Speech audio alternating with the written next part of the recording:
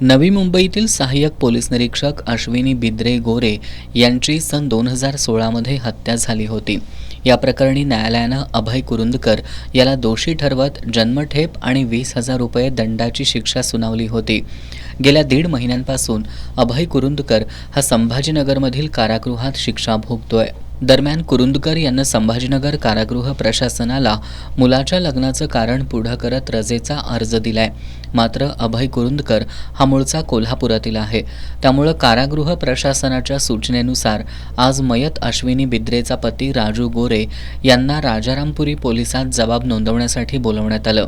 मात्र पोलिसांनी कुरुंदकर याच्या रजेच्या अर्जाची प्रत दाखवली नसल्यानं राजू गोरे यांनी जबाब नोंदवण्यास नकार दिलाय।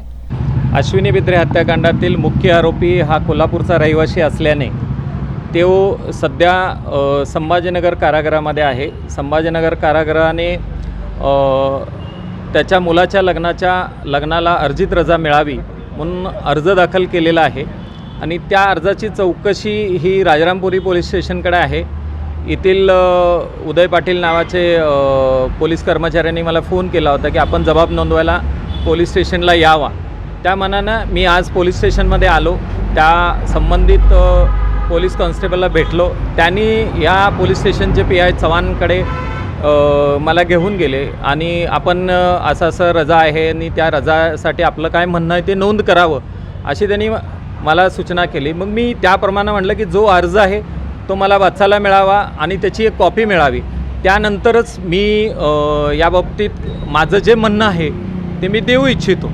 तर त्या चव्हाण म्हणून जे पोलीस अधिकारी आहेत त्यांचं म्हणणं आहे की हा अर्ज तुम्हाला देता येणार नाही, ह्याची कॉपी देता येणार नाही। मग मी म्हटलं देता येणार नाही तर मी जबाब देऊ शकत नाही म्हटलं। जर मला आपण त्याची कॉपी देणार असेल तर मी जबाब देऊ।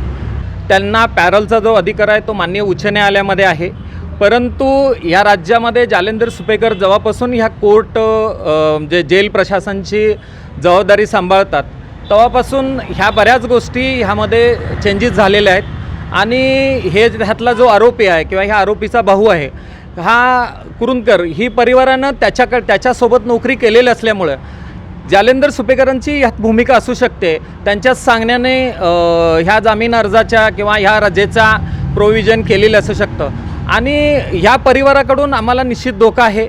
यावेळी राजू गोरे यांनी कुरुंदकर कुटुंबियांपासून आपल्या जीवितास धोका असल्याचं माध्यमांशी बोलताना सांगितलंय।